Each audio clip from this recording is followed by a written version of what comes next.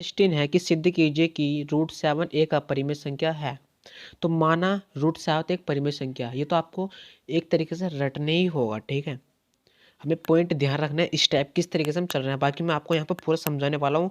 अगर यहाँ पर रूट 5 हो, रूट 2 हो, रूट 3 हो, ठीक है, तो हम इसी प्रकार से होगा, ठीक है। तो वो कैसे है कि माना रूट 7 एक परिमेय संख्या है, ठीक है।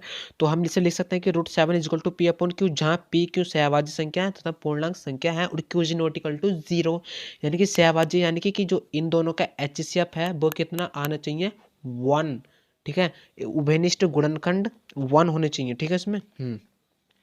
और जहाँ में आप लिख सकते हैं कि सर P इधर को है Q है, ठीक है, तो इधर गुणा में चले जाएगा, तो हम लिख सकते हैं कि P is equal to root 7 Q।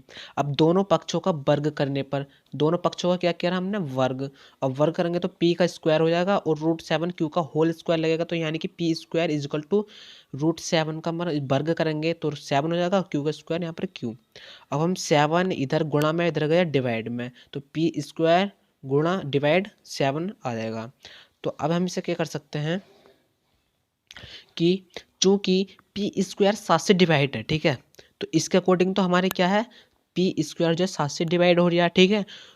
तो इसीलिए क्या होगा कि पी भी 7 से विभाजित होना चाहिए। मान लीजिए कि हमारा क्या है 2 का वर्ग है, ठीक है, 2 का वर्ग क्या है 4 है, ठीक है। तो 4 किससे डिवाइड हो रहा है, मान लीजिए हमें 2 से डिवाइड हो रहा है, ठीक है, 2 से डिवाइड हो रहा है 2 बार हो गया। अब क्या 2 डिवाइड नहीं हो सकता 2 से, जी जरूर हो सकता है। जैसे कि अब ले लेंगे कि हम जैसे 36 हमारा किससे डिवाइड है, 36 हमारा 2 से डिवाइड है, ठीक है। 36 2 से डिवाइड हो गया 18 बार, तो ये किसका पूर्ण वर्ग है 6 का, तो कि 6 2 से डिवाइड नहीं होगा, होगा जरूर, यानी कि 3 बार होगा। तो वही ये है कि पी स्क्वायर अगर 7 से डिवाइड है ना, तो पी भी 7 से डिवाइड होना चाहिए, ये हमें पॉइंट याद रखना है। अब हम मान लेंगे कि माना p बराबर 7r, ठीक है, p बराबर 7r, तो p का मान p स्क्वायर बराबर 7q स्क्वायर, यानी कि इसमें रखने पर हमें बात ध्यान रखने योग्य है, इसमें रखने पर तो क्या होगा, तो पी स्क्वायर की जगह पी 7r रख दिया, तो 7r की जगह 49r स्क्वायर होगा, 7 7 49 होता है, ठीक है। तो 7q स्क्वायर है, 7q स्क्वायर। आप देखो इधर क्या हमारा गुणा में है 49, इधर गया डिवाइड में, तो इधर डिवाइड में आ गया तो 7 से 7 गया 7 बार, 7 से 49 गया 7 बार, तो आर स्क्वायर बराबर 1/7 हो जाएगा क्यू स्क्वायर, तो आर स्क्वायर बराबर क्यू स्क्वायर अपॉन 7, ठीक है। तो हम ऐसी, तो यहाँ पर भी हम देखेंगे कि क्यू स्क्वायर जो है 7 से पूर्णतः डिवाइड है, तो चूंकि क्यू स्क्वायर 7 से विभाजित है इसलिए क्यू भी 7 से विभाजित होगा। जैसे हमने पी वाले में करा था, पी भी स्क्वायर 7 से विभाजित था, तो पी भी 7 से विभाजित होगा, जैसे मैंने अपने यहाँ पे समझाया था अभी, ठीक है। तो इसी प्रकार से ये है। तो अब हम लिखेंगे कि अर्थात पी व क्यू का एक गुणनखंड 7 भी होना चाहिए।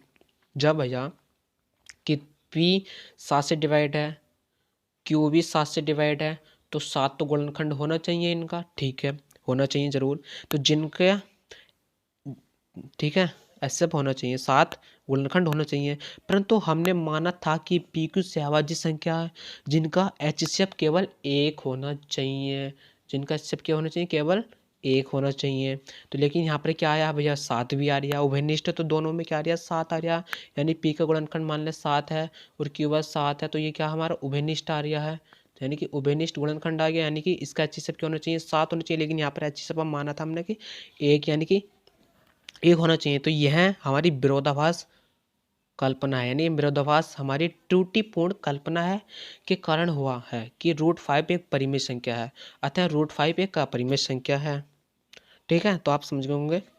अब हमें कह रखा है कि इसमें एक अथवा में भी दे रखा है, ठीक है, स्क्रीन पे देखिए कोने में एक अथवा में भी दे रखा है, ये प्री बोर्ड सॉरी बोर्ड में आया था, ठीक है, 2022 के बोर्ड में आया था।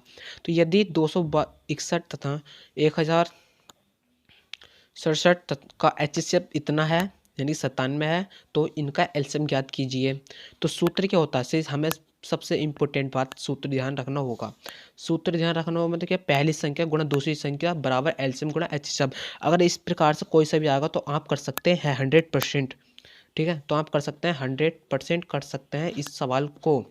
वो कैसे कि पहली संख्या कितनी होगी ये और दूसरी संख्या ये होगी बराबर एलसीएम गुणा HCF कितना 97, इधर डिवाइड में चले जाएगा, यानी कि एलसीएम बराबर ये, तो ये 13 से कट जाएगा, तो 97 वन 13 इतना आएगा। ठीक है, आप डिवाइड करके देख सकते हैं। ठीक है, और 13 की इससे गुणा करेंगे तो आप ये आएगा। ठीक है, 13 की इससे गुणा करेंगे तो हमारा आंसर क्या आएगा, ये आएगा, जो कि हमारा आंसर है। ठीक है, यस। अब क्वेश्चन नंबर अगला है